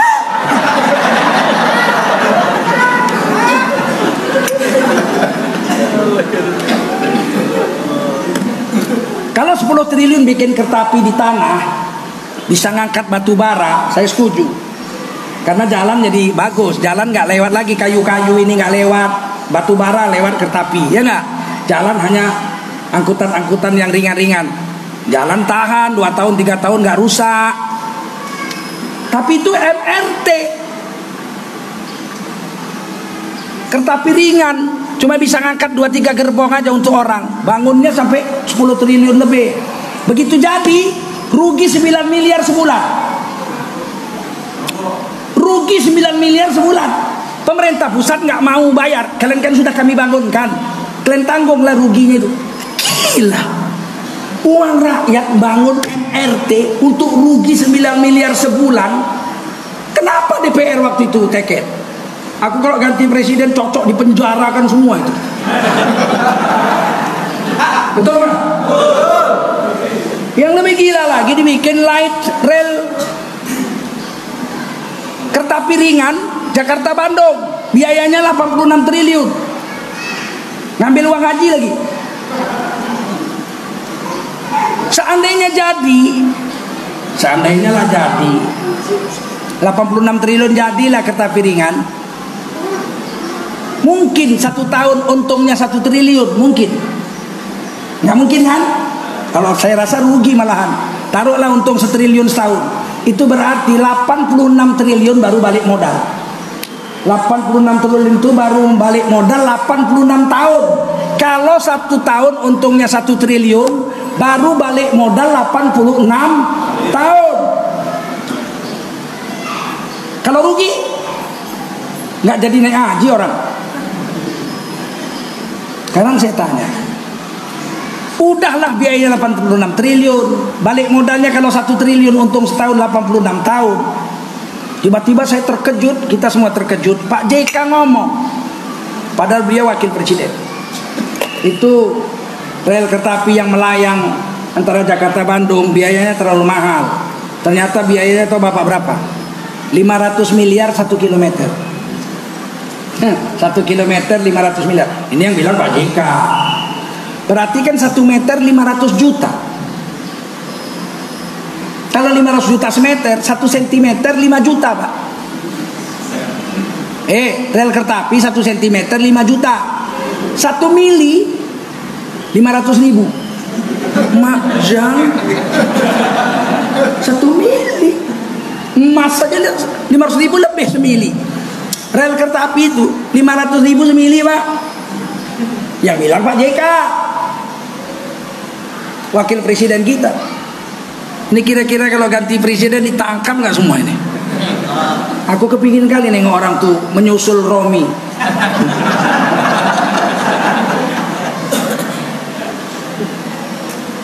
Tidak saya benci dengan Pak Jokowi, nggak benci saya. Apa pula benci, dia Islam, dia sholat kok. Cuman kita mau tahu, tolonglah jalankan Undang-Undang Dasar 45 kesepakatan kita ini dengan baik dan benar, betul? Uang rakyat itu kan uang kita. Oh, ini bukan uang rakyat kok, uang utang. Nah, uang utang yang bayar siapa? Emang yang bayar gondoruo? Paham? Kalau itu nasibnya seperti MRT Palembang, rugi 1 bulan 10 miliar, siapa yang bayar?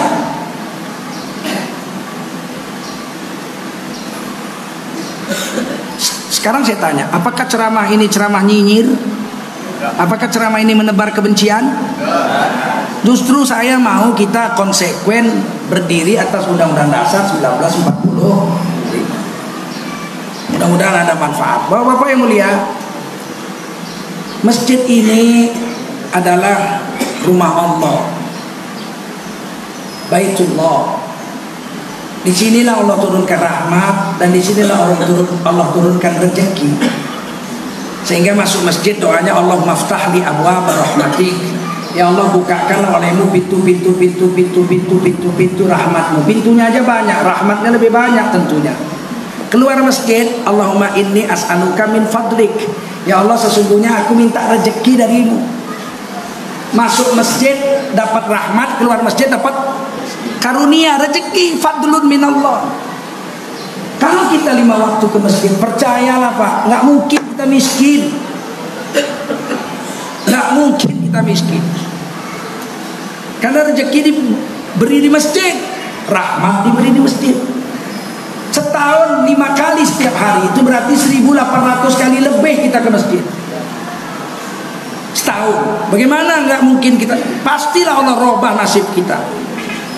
Masalahnya kenapa sekarang orang Indonesia banyak yang melarat, padahal negaranya panjang kunjung kemari Palo, Cinawi, Toto Tentrem, Kertoraharjo. Kenapa rakyatnya melarat? Saya menjawab satu aja, karena orang Islam tidak ke masjid. Sholat subuh itu 11 orang yang cuma jemaahnya, imam sama muadzin sebelah-sebelahan. Bagaimana Indonesia mau maju? Kami ulama-ulama, tokoh-tokoh masyarakat mengkritik pemerintah agar jujur menjalankan Undang-Undang Dasar 45. Kita rakyatnya dekat sama Allah, rajin ke masjid, siap. Tunggu setahun Pak, saya datang lagi tahun depan, berubah nasib Pak. Asal betul kita ke masjid 5 waktu, lihat nasib kita tahun depan, berubah, kita jadi makmur. Saya ingat sekali, di negeri-negeri yang orangnya soleh-soleh, itu kondisi negerinya bagus-bagus. Kalau kita lihat Kuwait, Brunei, ini negara-negara yang soleh, Jordania, negara-negara yang soleh, itu penduduknya makmur-makmur. Sekarang Brunei meresmikan hukum rajam bagi LGBT, lesbian, homoseks itu kalau ketangkep basah dirajam sampai mati. Rajam itu ditanam badannya setengah di tanah, dilempari batu sampai mati. Berlaku sudah tanggal 4 April kemarin. Artis-artis Amerika segala macam memprotes. Saya belum dengar dari Indonesia memprotes, belum. Kenapa Brunei mau menjalankan hukum mati bagi bencong-bencong itu? Apa pidatonya? Kita sudah mendapatkan rahmat yang besar dari Allah, kata Sultan Brunei. Maka kita harus menjaga keberkahan dari Allah Subhanahu wa taala. Kalau kita bertakwa pada Allah, menjalankan aturan-aturan Allah, keberkatan akan terus menyertai negara kita. Kalau kita mendurhakainya, keberkatan dicabut oleh Allah Subhanahu wa taala. Hebat sekali. Apakah mungkin di Indonesia LGBT dihukum mati? Mungkin. Bagaimana caranya? Kalau DPR-nya membuat undang. Sekarang berat Pak. Undang-undang zina aja kita minta robah, belum dirobah-robah udah 15 tahun. KUHP kitab undang-undang hukum pidana tentang zina itu nggak mewakili agama, karena yang buat Belanda. Laki-laki dan perempuan yang sudah menikah terikat dengan perkawinan, kalau melakukan hubungan seks dengan bukan pasangannya, maka itu disebut zina. Berarti kalau laki-laki perempuan yang belum menikah melakukan hubungan seks di luar nikah, tidak dihitung zina. Definisinya aja udah salah. Maka sekarang sedang dimajukan rancangan undang-undang KUHP itu mau ditukar. Zina itu siapa saja yang melakukan hubungan seksual tidak diikat dengan perkawinan yang sah, maka disebut berzina. Sekarang belum 15 tahun minta obah itu belum bisa. Oleh karena itu 17 April kita pilihlah DPR yang soleh-soleh saja. Siap? Siap? Betul? Nanti kasih 50.000 belok. Enggak. Loh, sudah ada amplop. Satu ketua tim pemenangan capres untuk satu kabupaten, satu provinsi di Jawa Tengah tertangkap KPK membawa uang 400.000 amplop senilai 8 miliar. Satu amplop itu 20.000, ada yang 50.000. Yang heran saya, PPATK, pengawas jalur lintas lalu lintas uang di Indonesia itu ada namanya PPATK, digaji mahal oleh pemerintah. Nggak tahu dia ada orang menukar uang 20.000 sebanyak 8 miliar, dia nggak catat, dia nggak curigai, kan aneh itu. Betul? Saya mau tukar uang 20.000, 2 juta aja payahnya bukan main. Tanya ini, tanya itu, diminta KTP. 8 miliar dimasukkan ke amplop, 400.000 amplop. Jaminlah saya nggak mungkin dia kerja sendiri. Mungkin memasukkan duit ke 400.000 amplop sendiri. Berapa tahun baru siap? Mesti rame-rame, betul? Dan kalau dia ngelemnya pakai lidah, 400.000 amplop, segini lidahnya macam lidah ular. Ini penegak hukum harus jangan main-main. Yang begini diusut. Siapa yang masukkan amplop? Berapa banyak? Betul nggak? Ikut nggak orang partainya? Kemudian PPATK, kenapa PPATK nggak lapor kepada pemerintah ada orang nukar uang 20.000 8 miliar? Tapi kan memang beginilah masih nasib negara ini. Hal-hal yang meruntuhkan ekonomi seperti itu, merusak demokrasi, tidak tegas-tegas dihukum. Siap memilih DPR yang soleh saja? Siap. Dari partai yang soleh saja, siap? Siap. Kasih 100.000 belok nggak? Kalau kasih 1 juta? Oh, mantap. Nanti kuliah 17 April. Kalau presiden calonnya dua Islam, betul? Nah, pilih siapa? Jangan kampanye, ini masjid. Saya cuma mau menjelaskan agama aja. Jangan salah sangka tentang saya. Kata Nabi dalam hadis Muslim, kalau kau mau lihat orang baik apa enggak, kau lihat siapa kawan-kawan di sekelilingnya.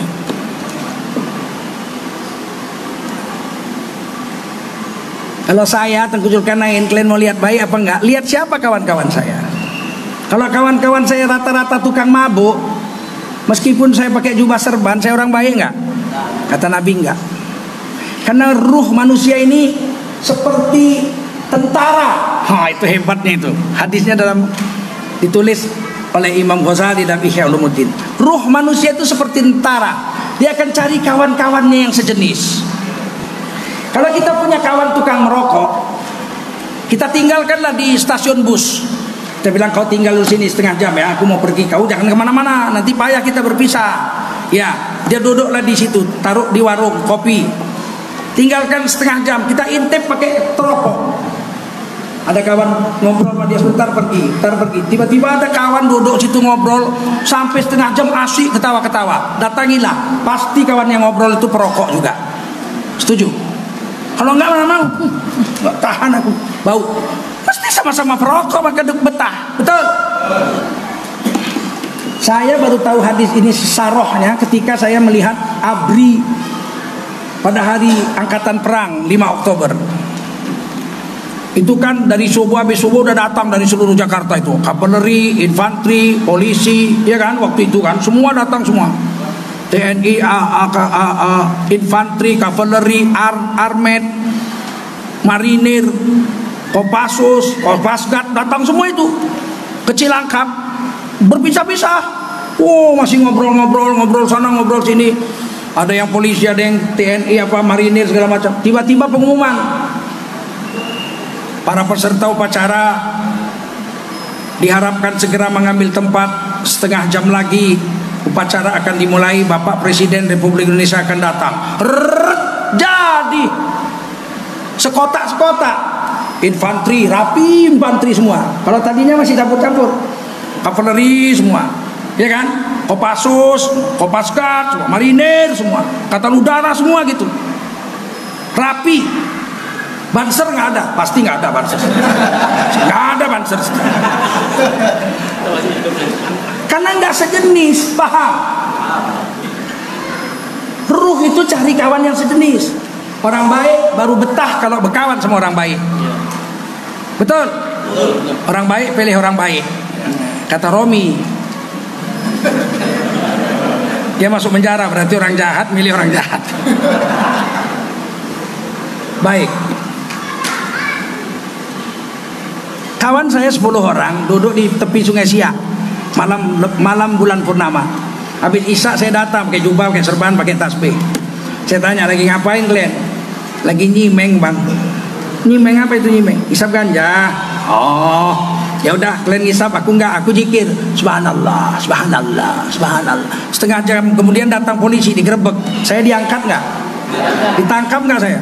Pak polisi, sesungguhnya saya sedang berzikir, Pak polisi. Subhanallah, subhanallah, diangkat. Betul? Kawan menentukan. Satu hadis lagi.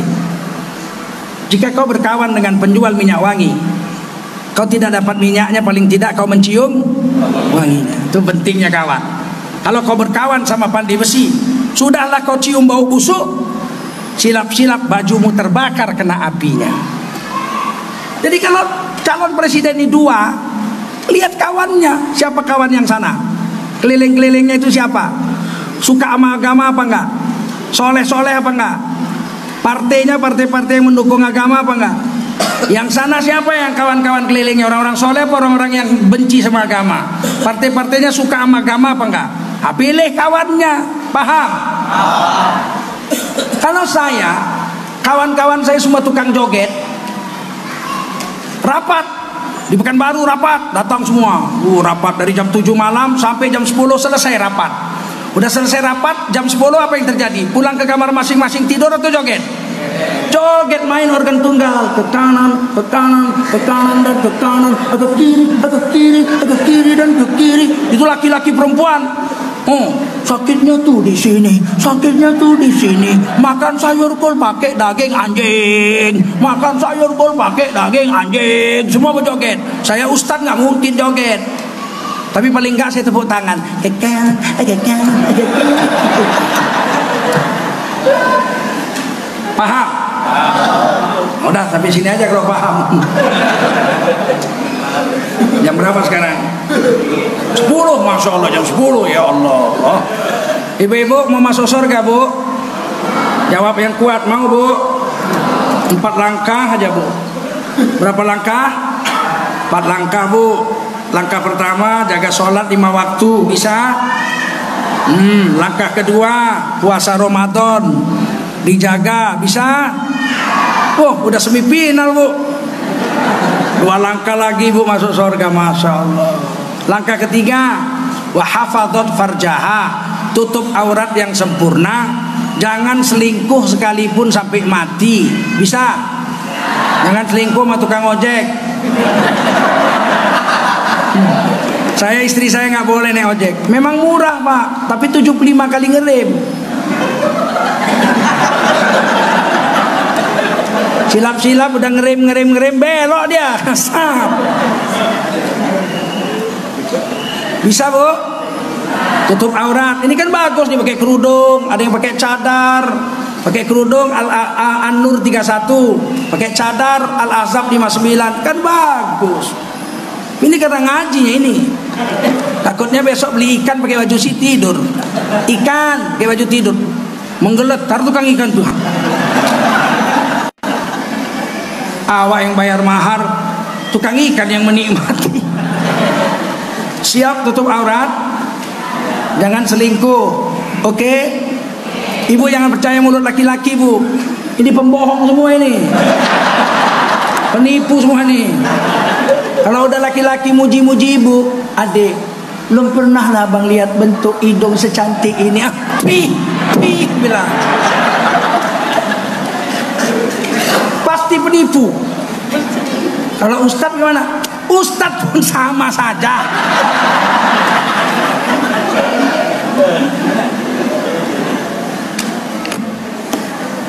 Ibu hati-hati mulut laki-laki ini.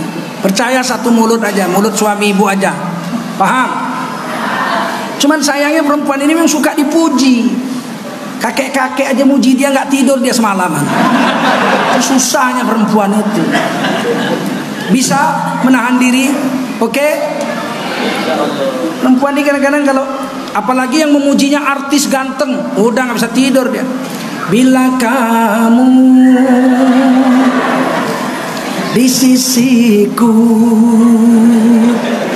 hati rasa syahdu, satu hari tak bertemu, hati rasa rindu.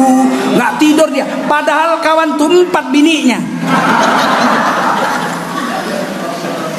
Terang bulan, terang dikali, buaya timbul kusangka mati. Jangan percaya mulut laki-laki, berani sumpah tapi takut mati.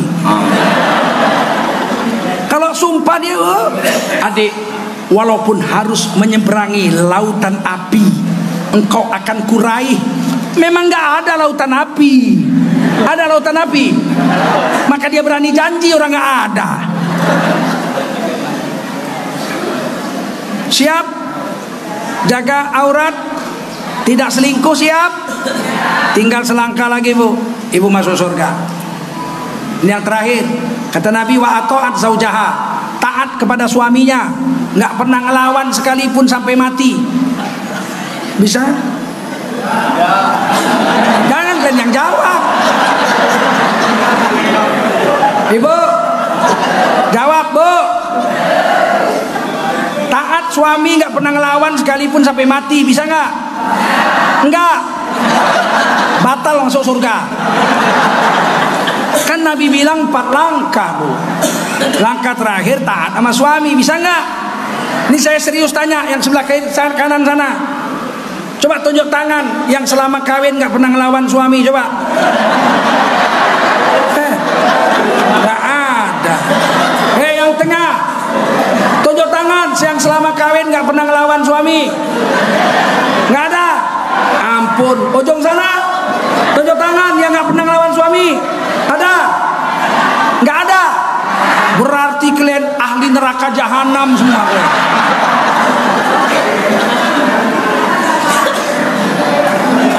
Tidak bisa masuk surga seorang wanita yang melawan suami. A'dzabun nas 'alal mar'ah zaujuha. Kata Nabi, laki-laki paling agung bagi seorang wanita adalah istri, adalah suaminya. Kalau ada yang boleh disembah selain Allah, tak ada. La ilaha. Seandainya boleh nyembah selain Allah, maka kewajiban para istri sujud menyembah suaminya. Hah?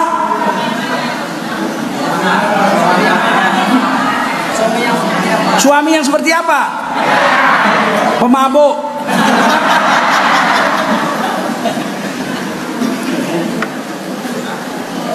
Kalau suami saya pemabuk, Ustaz, tukang selingkuh, nggak pernah sholat, penjudi, apakah saya wajib taat? Ya Allah, suami ibu kiai aja ibu nggak boleh ngelawan, apalagi suami ibu pemabuk. Ibu lawan, ditamparnya lah. Orang mabuk, mabuk lagi, mabuk lagi. Ibu, pak.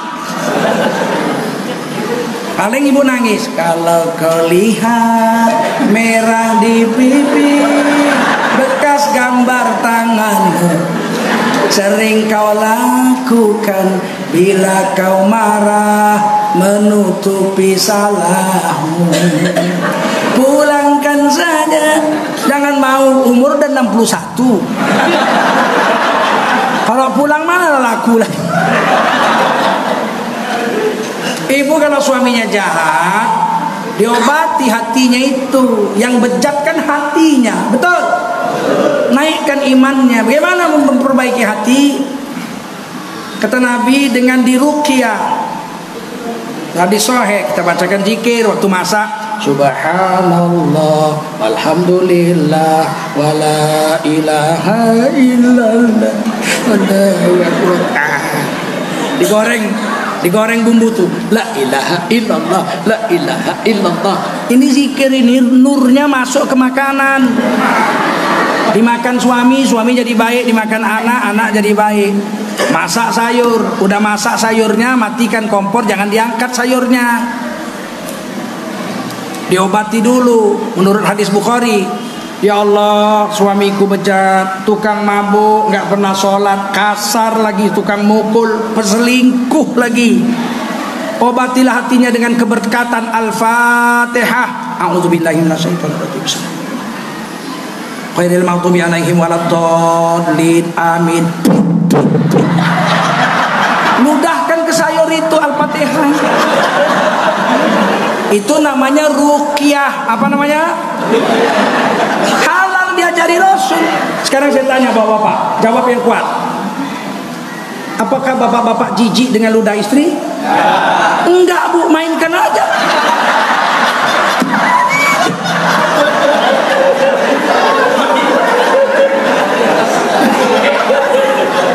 Enggak berdosa ibu, enggak berdosa, berpahala ibu ngobatin hati suami ibu yang bejat ini. Alfa, jangan dilawan. Kalau dilawan ditampar lah. Oleh karena itu bacakan. Jadi itu kalau suami bejat, tukang mabuk, jangan dilawan, obati.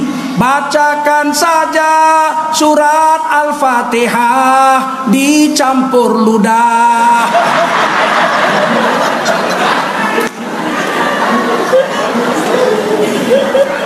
Paham? Begitu bu. Jangan ibu lawan. Itu cara Rasul mengobati suami yang jahat. Cara Rasul itu hadisnya Bukhari, diruqyah pakai Fatihah, pakai zikir. Ada cara setan, mau manjur juga cara setan. Kalau buang air besar, yang pertama keluar ambil. Itu namanya kepala tai. Jemur sampai kering. Habis kering masukkan tempat bumbu. Kalau masak taburkan sedikit. Itu namanya ciri berandang. Insya Allah seminggu suami ibu jadi bodoh. Tapi ibu kekal dalam neraka selama-lamanya. Mau? Nah, pakai cara Rasul. Jangan pakai cara setan. Aduh jual ini cara setan. Nah, ciri awak angin. Kalau ibu bisa taat sama suami, bisa jaga sholat, jaga puasa, kemudian jaga aurat, tidak selingkuh, tutup aurat, kemudian taat sama suami, ibu masuk surga dari pintu mana ibu mau pilih? Ada 8 pintu surga, ibu pilih pintu mana ibu mau masuk. Mudah-mudahan ibu semua masuk surga. Bapak mau masuk surga? Kuat jawabnya, mau? 2 langkah. Kalah perempuan ya enggak? Kata Sayyidina Ali, laki-laki masuk surga cukup 2 langkah. Langkah pertama, pijak nafsumu. Injak nafsu.